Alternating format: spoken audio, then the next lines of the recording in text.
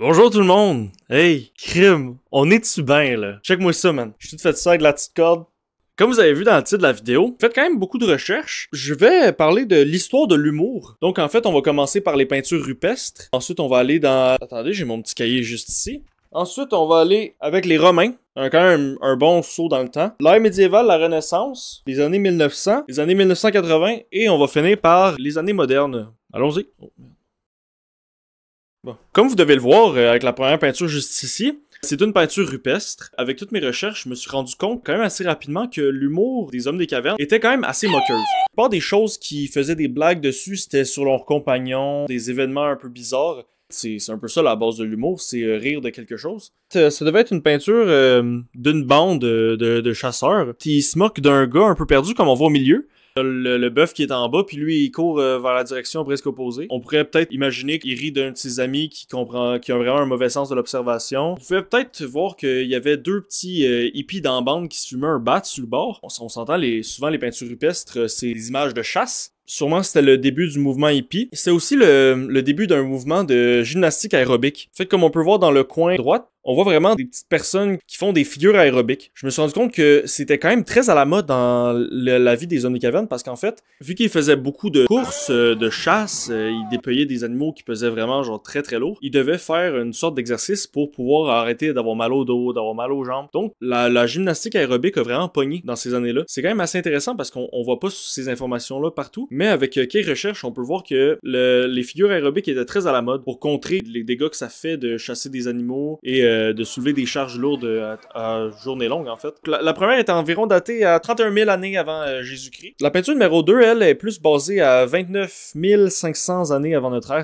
Comme vous pouvez le voir, c'est encore assez moqueur. C'est la trame directrice de ces années-là, en fait. C'est vraiment l'humour de base, c'est vraiment un humour qui rit des autres. Le jeu aussi, c'était moqueur et quand même assez immature. On peut voir le petit membre du quatrième personnage dans la photo. Ensuite de ça, on se moque un peu du facial des gens. Là, on peut voir la quatrième personne encore, celui avec son membre à l'air. Il y a vraiment une tête de vache, qui est juste vraiment fucking laid. Il y a celui qui est très segment. Et finalement, il y a celui-là tout à la droite qui fait du mewing. En fait, le mewing, c'est une pratique qui a repris en popularité dans les années dernières, mais c'était vraiment très très commun dans ces années-là parce que bien sûr, il y avait une sorte de chasse pour avoir une femme en fait. Il fallait ressembler au meilleur qu'on peut être. Et le mewing faisait partie des affaires que les gens faisaient. Ils faisaient du maquillage avec du charbon. Mon grand-père, il avait installé sa toilette sur la galerie. En fait, il voulait que quand il avait fini de chier, il y avait la chasse-galerie. On va passer à la peinture numéro 3, qui date de 22 100 avant notre ère, donc vraiment quand même bon dans le temps. Il y avait eu comme une petite période entre les deux que les humains se sont pas intéressés à la peinture. Ils faisaient d'autres choses, ils s'occupaient d'une autre manière, mais là, la peinture a comme un peu repris. C'est ça, l'humain, il commence à écrire. Celui-là, c'est vraiment un préféré des peintures rupestres que j'ai pu trouver sur Internet. Plus récente. On voit vraiment que comment elle est peinturée, on voit que c'est très récent. On y voit clairement l'influence de l'absurde. L'absurde a commencé en même temps parce que quand c'est moqueur, souvent on va aller un peu dans l'exagération. Et au-dessus de l'exagération de la moquerie, il y a l'absurde. On voit les gens des cavernes qui font du voguing. Comme une fois, c'est un peu la pratique aérobique, mais un peu modifiée. Comme on peut voir juste ici, il y a quand même une bonne bande qui le font à gauche. C'est une pratique aussi pour travailler les genoux, les articulations du genou, des pieds, des hanches. Ça permettait à se soigner après une chasse ou après porter des lourdes charges. Et le mouvement de voguing a repris effet aussi dans les années précédentes. Je sais pas pourquoi, je m'en calisse. Encore une fois, les jokes sur les pénis, ça fait tout le temps rire. Donc on peut voir vraiment celui au milieu, un peu vers la gauche en haut. Il y a vraiment un bat fucké, lui. Dans le coin, en haut à droite, on peut voir vraiment comme un groupe de 3 personnes qui étaient scatophiles, parce qu'ils jouaient avec leur marde, ils la mettaient dans des bacs. C'était quand même une pratique assez courante. On parlait de l'humour. Mais l'humour, c'est pas juste des blagues, c'est aussi des shows d'humour. Et en fait, cette peinture-là est très très importante pour tout ce qui est show d'humour, parce que on peut y voir, et ça c'est vraiment incroyable, l'invention de l'entracte. En fait, on voit une bête qui passe à travers comme une sorte de petite rue, et il y a les personnes en avant et en arrière. Et en fait, ça c'est un show d'humour. Il y avait les gens qui étaient plus au milieu qui faisaient leur show, et les gens plus vers l'extérieur qui l'écoutaient. Et ça c'est vraiment intéressant parce que cet animal-là, c'est un animal qui était facile à traquer, parce qu'il se blessait facilement. Et quand il chassait, puis il essayait de courir, mais il était entre marcher et courir, parce qu'il était blessé bien sûr. Et on appelait cette vitesse-là être en traque, parce qu'en fait, eux ils le traquaient, et c'était la vitesse parfaite pour qu'ils puissent l'atteindre et l'abattre. Lorsque l'animal est passé entre la scène et les auditeurs. Et ça a vraiment causé une sorte de zizanie parce que les gens, ils comprenaient pas, ils savent pas pourquoi il y a un animal qui passe au plein milieu. Et en fait, ça a causé que tout le monde ont comme un peu oublié le spectacle pendant 10 minutes. Ils sont partis, ils sont allés faire leurs affaires parce qu'ils étaient totalement perdus. Et après ça, ils sont revenus. Ils se sont rendus compte que le spectacle était beaucoup plus plaisant parce qu'ils ont eu du temps pour se relaxer, prendre un petit peu d'eau, manger un petit peu peut-être, aller aux toilettes pour certains. Et depuis ce temps-là, même si la bête passe pas, ils prennent une petite pause au milieu du show pendant 10-15 minutes pour justement se ressourcer, se remettre bien et revenir. Et ils se sont rendus compte qu'en fait, l'auditoire aime mieux ça. Et ça a vraiment causé ça à rester pendant des milliers et des milliers d'années, des dizaines de milliers d'années même. C'est devenu l'entracte qu'on connaît aujourd'hui. On va faire quand même un pas mal gros bond dans le temps. On va passer aux Romains directement parce qu'en fait, il n'y a pas vraiment de source parce que quand les humains se sont mis à apprendre l'écriture, ils ont totalement oublié de faire de l'art. En fait, ils se concentraient tous à essayer d'écrire le plus rapidement l'alphabet possible. Il n'y avait pas le temps pour faire des peintures, de l'art, donc ils sont restés juste avec les lettres. Donc on a quand même beaucoup d'écrits, mais pour une vidéo comme ça, je peux pas juste prendre des écrits, les mettre là parce qu'en fait, il y aurait des problèmes de droit d'auteur. Et en parlant de ça, si vous voulez chacune des images, il suffit de me mettre dans les commentaires, me demander quelle image vous voulez, à quel timecode, et je vais vous donner la source. Juste comme ça, moi non plus, j'ai pas de problème. On va maintenant passer aux Romains. En fait, les Romains, on voit une période d'humour qui fleurit, mais peut-être un peu trop justement. Parce que les troupes d'humour, ils commencent à se développer. Mais, vu qu'il commençait à se développer, c'était vraiment pas optimisé comme affaire. Donc, il était une grosse bande de comme 30 personnes. Ils faisaient pas un seul show. Ils faisaient chacun leur petite joke. Ce qui a un peu un avantage parce que, imaginons, on regarde un des shows et après, ça nous tente plus. Il devient un peu redondant. On peut changer directement. C'était quand même assez intéressant comme démarche. Mais peut-être qu'avec le son, les gens criaient un peu plus fort que d'autres. C'était peut-être un petit peu décevant parfois parce qu'on fait ne pas entendre certains acteurs et en entendre beaucoup plus des autres. Bien sûr, l'absurde et la décadence sont à l'appel. Comme on peut le voir vraiment, il y a rien qui se passe pas, en fait. On peut voir un gars à droite un peu plus surélevé qui fait un show un peu plus dramatique, des gens en bas à droite qui font un plus romantique peut-être, ou même du drama. Il y avait ainsi les gens au milieu qui font vraiment plus du romantique, un peu peut-être un drame romantique. Il y a quelqu'un qui fait le mort à gauche. Ça, c'est le fun parce que ça nous montre que l'humour évolue et ça nous montre qu'ils ont une scène maintenant. Ça, c'est très important. À présent, les humoristes sont sur une scène. Ça a pris quand même beaucoup de temps, mais ils ont décidé qu'ils voulaient un endroit dédié parce que dans les peintures rupestres, ils étaient plus dans la campagne. Maintenant, on les voit vraiment dans un palace avec une statue en arrière, un vrai décor. Et ça montre vraiment un très bon développement dans le milieu de l'humour. Comme on peut voir aujourd'hui, ils sont vraiment dans des grosses salles avec plein de sièges, on est tous confortables et parfois même, ils mettent des décors. Donc, on peut voir que Mike Ward, lui, il a une grosse tête de sa gueule, Chris qui est grosse puis Chris qui est moche. Mais, c'est son choix et les gens payent pour ça. Pas si pire. Deuxième peinture romaine. Cela, honnêtement, quand j'ai trouvé, j'ai capoté. Parce que ça montre vraiment une très très grosse évolution dans le terme de l'humour et de la scène. Comme on peut voir, ils sont encore en bande. Ce concept-là est resté, mais le chiffre a beaucoup diminué. Parce qu'en fait, je pense que ça causait trop de chaos. Chacun voulait faire un peu son affaire. Tu sais, les Romains, eux, ils étaient quand même très têtus, très cochons. Donc, ils voulaient chacun faire leur affaire et si ça ne les convenait pas, ils coopéraient pas. C'était quand même assez dérangeant. Donc, certaines personnes ont décidé de baisser le nombre de personnes dans le groupe. Comme ça, la qualité serait bien meilleure. Et là, comme on peut le voir, il y a beaucoup plus de préparation. Il y a des costumes, des masques. Il y a même des humoristes un peu plus jeunes. On pouvait peut-être se dire que eux, c'était plus des sketchs plutôt que, par exemple, un one-man show ou du stand-up. Mais c'est quand même de l'humour parce qu'ils faisaient rire les gens. Comme j'ai dit auparavant, la scène a vraiment beaucoup évolué. Comme on peut le voir là, on passait avant d'un palace un peu à l'air ouverte à vraiment une salle fermée. On peut s'imaginer que la scène était devant. On avait peut-être des bancs en bois, en roche ou en marbre si la scène était un peu plus fancy. Et en plus, là, dans les années romaines, il y a eu beaucoup d'évolutions. On peut le voir au début. Ils sont une grosse bande, ils font de la marde, ils font chacun leur affaire qu'ils veulent. Maintenant, ils sont un petit groupe, ils font une affaire ordonnée. 2 secondes, là, faut que j'aille pisser.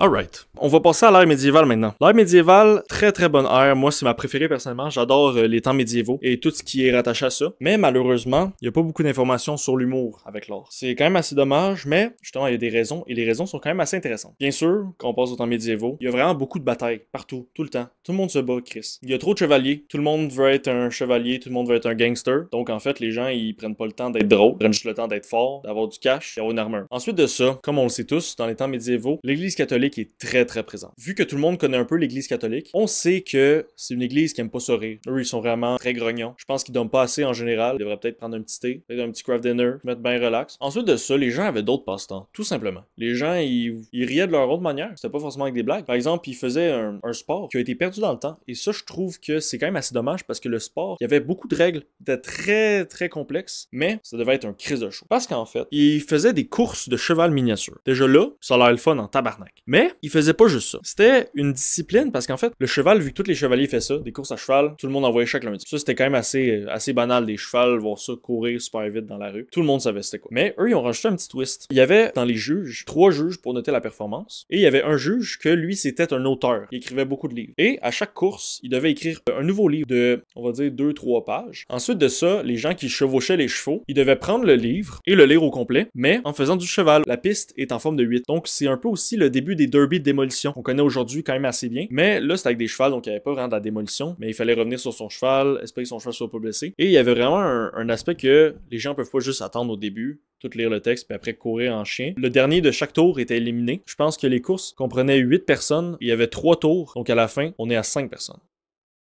C'est bon. C'est pas mal tout pour l'ère médiévale, malheureusement. Mais c'est un ère qui nous a laissé quand même beaucoup de traces. On a encore des châteaux qui tiennent aujourd'hui. Et on a encore la culture, en fait, du médiéval. Il y a même des foires. L'ère médiévale, même si elle était pas très très drôle, elle a laissé vraiment beaucoup de traces dans notre monde d'aujourd'hui. Ensuite de ça, après l'ère médiévale, qu'on n'a pas eu beaucoup de sources parce que les gens arrêtaient pas de se battre, on va passer à la Renaissance. La Renaissance non plus. Il y a pas grande source, mais ça c'est pour des raisons différentes. Il y a juste pas beaucoup d'informations sur rien. C'est une ère de renouveau qui a eu beaucoup d'inventions, mais il y a pas grand dossier, il y a pas grand d'or parce qu'en fait, les gens n'arrêtaient pas de renaître. D'où vient le nom. Les gens vivaient vers 30 ans, donc ils passaient leur temps à inventer des trucs, voir des enfants mourir. Il n'y avait pas vraiment le temps de développer vraiment une passion artistique ou de vraiment prendre en dossier tout. Et donc, c'est ça, il n'y avait pas le temps de faire des registres ou ben des documents ou ben des peintures. Ils voulaient juste tout le temps réinventer parce qu'en fait, avec l'ère médiévale, l'âge que tu avais quand tu mourais baissait beaucoup. Et là, c'était rendu à un point tellement de la merde, 30 ans, que tu passais ton temps à naître, grandir, à inventer des affaires, avoir des kids, faire attention à tes enfants, mourir. Et c'est ça pour tout le monde. Donc, il y avait vraiment une petite partie de ta vie que tu prenais vraiment à inventer des affaires. Donc, c'est dommage, mais il n'y a pas vraiment eu beaucoup de choses pendant la Renaissance. En humour ou bien en art, parce que les gens n'arrêtaient pas de renaître. Et ça, je trouve que c'est quand même assez dommage, parce qu'il y a beaucoup des inventions de la Renaissance qu'on utilise encore aujourd'hui. Étonnamment, le speaker a été inventé pendant la Renaissance. Même le divan a été inventé par la Renaissance, donc c'est vraiment des affaires qu'on utilise quand même assez souvent dans nos vies. Les gens pensent pas forcément que c'est la Renaissance, mais oui, on n'a pas vraiment, on sait pas c'est qui a inventé le sofa, ni les speakers. C'est vraiment juste une invention qui a été comme ça. Ils ont fait ça, ils ont dit, ok, on passe à la prochaine, go, go, go. Les gens, ils fabriquaient des inventions comme ça, ils en passaient 3 par jour au moins. C'était quand même une ère avec beaucoup de choses, mais pas beaucoup de registres. Ensuite de ça, on a les années 1900. Bien sûr, les années 1900, les gens, ils sont pas très contents parce qu'en fait, c'est les prémices de la Première Guerre mondiale. Donc, ils voyaient ça arriver, puis ils étaient comme, Chris, moi, je veux pas que ça l'arrive, donc ils étaient très tristes. Mais ils prenaient aussi beaucoup de drogue dure. En plus de ça, il aimait beaucoup les chats. Comme les photos que je vous montre en ce moment, il adorait les chats. Et aussi, les drogues ont un peu influencé l'art en faisant des affaires que même moi, je comprends pas. On dirait, genre, moins qu'il y a de l'intelligence artificielle qui essaye de faire de la merde avec un prompt de calice. Mais on dirait plus l'intelligence artificielle de il y a 1 an et demi, il y a 2 ans. J'ai trouvé un petit peu des photos de l'humour, en fait, du temps. Et comme je vous dis, les gens sont malheureux, sont fâchés, parce qu'ils disent, oh, faudrait que je me batte. Non, j'ai pas envie. Donc, en fait, même leurs blagues étaient fâchées. Même leurs blagues, ils montraient qu'ils aimaient pas ça, la vie, vraiment. On le voit avec cette blague-là qui est très rigolote, on va se le dire, là. C'est super drôle. Il y a un singe. Je tiens à dire que l'auteur de cette image-là, il l'a quand même marqué comme une blague risquée. Alors, ça c'est drôle en tabarnak, mais c'est un peu risqué. Il l'a mis dans le nom, c'est une blague risquée. Ensuite de ça, pour les années 1980, c'est une remontée du christianisme. Avec l'ère médiévale, le christianisme va monter. C'est avec la Renaissance, les gens ils s'en calissent de Dieu. Fait que ça descend. Et après ça, les années 1980, c'est après les 2 guerres. Les gens ils se disent bon ben on a plus de temps maintenant, on peut penser un peu au Dieu quand même. Le christianisme est remonté. Donc en fait, c'est passé un peu la même chose que le médiéval. Les gens, le christianisme, eux ils aiment pas ça les jokes. Ça c'est intéressant, mais j'ai pas d'image de ça. Ils faisaient des shows d'humour souterrains. C'était comme une sorte de culte maintenant l'humour. Ils rentraient dans des caves souterraines, faisaient des shows d'humour là. Mais bien sûr, vu que c'était illégal de faire ça à cause que le christianisme était beaucoup trop partout. C'est resté secret, mais il y a quelques écrits qui en parlent, et donc ils se regroupaient, ils faisaient comme le stand-up qu'on connaît aujourd'hui, donc il y a un présentateur, souvent c'était celui qui avait la sorte de mine ou la caverne souterraine. En plus de ça, il faisait passer des humoristes à la une, et vu que c'était quand même assez fermé, souvent les humoristes étaient aussi l'auditoire. Donc ça a vraiment préparé notre monde d'aujourd'hui pour faire de l'humour, parce que pour faire rire un humoriste, faut que t'aies des jokes bonnes en tabarnak. Donc ça les incitait à être meilleurs et à penser de plus en plus leurs blagues pour qu'elles soient de meilleur en meilleur et faire rire des humoristes. Et maintenant, les humoristes sont très très drôles. Les années 1980, malheureusement, pas beaucoup de sources, comme pendant l'ère médiévale, le christianisme était là. Commence à descendre un peu, et vers nos années aujourd'hui, c'est au Québec, laïque, donc le christianisme est plus vraiment là. Quand même assez dommage qu'on n'a pas eu de sources, parce que ça aurait quand même été fou de voir des peintures ou même des photos des mines où est-ce qu'ils faisaient ces petits shows d'humour-là illégal, mais c'était beaucoup trop risqué, parce qu'en fait, ils risquaient de ne pas aller au paradis. Ouais, même bien dommage ça. Et ensuite de ça, on vient à nos années d'aujourd'hui, que tout le monde connaît, parce qu'on vit maintenant. Et donc, là, notre humour est un peu plus subtil. Le deuxième degré est quand même beaucoup utilisé, l'ironie, inventer des trucs de marde, faire juste dire de la marde pendant comme 15 minutes sur un sujet. L'humour revient en force de nos jours, que c'est très intéressant. C'était ma petite vidéo à propos de l'humour. J'espère que vous l'avez apprécié. Et ben si la vidéo va bien et elle fait beaucoup de vues, des likes, un abonnement, des commentaires, on va peut-être se retrouver pour une autre vidéo dans le même décor. Très content de vous faire une vidéo comme ça parce que je pense qu'il y a 3 semaines, j'avais 15 abonnés. Maintenant je suis rendu à 34. J'ai regardé tantôt. Et merci beaucoup pour ça. C'était un grand plaisir de vous divertir. Bien sûr, ma chaîne est plus orientée vers les voitures parce que j'aime ça. Mais l'affaire, c'est que en ce moment, il fait frais dehors. Je peux pas me geler les couilles pour filmer des affaires qu'avec ma voiture, de toute façon, il reste quelques problèmes. Je vais vous teaser un petit peu les vidéos que je vais faire. La panne à huile a changé parce qu'il y a une fuite d'huile. Et ensuite de ça, j'ai un capteur dans l'exhaust qu'il faut que je change. Ces vidéos-là vont arriver peut-être bientôt. Je vais voir ça parce qu'il faut que j'achète les pièces que je trouve c'est quoi les bonnes. J'ai bien hâte de faire ça. Et partie 2 de construire une moto de A à Z. J'ai hâte de la finir. Mais là, en ce moment, c'est parce qu'il y a beaucoup de choses qui se passent dans mon garage. On doit le ranger au complet. Donc, tout ça va peut-être arriver un peu plus tard, malheureusement. Mais ça s'en vient. Et je vais le finir, c'est sûr, parce que je me suis dédié à ça. Ça va être difficile. Je pense qu'il y aura peut-être 3 ou 4 parties même. Mais j'ai très hâte de faire le montage, de vous filmer tout ça et de vous le publier. Merci pour tout. J'ai hâte de vous revoir. Bonne journée, bonne soirée, bon matin.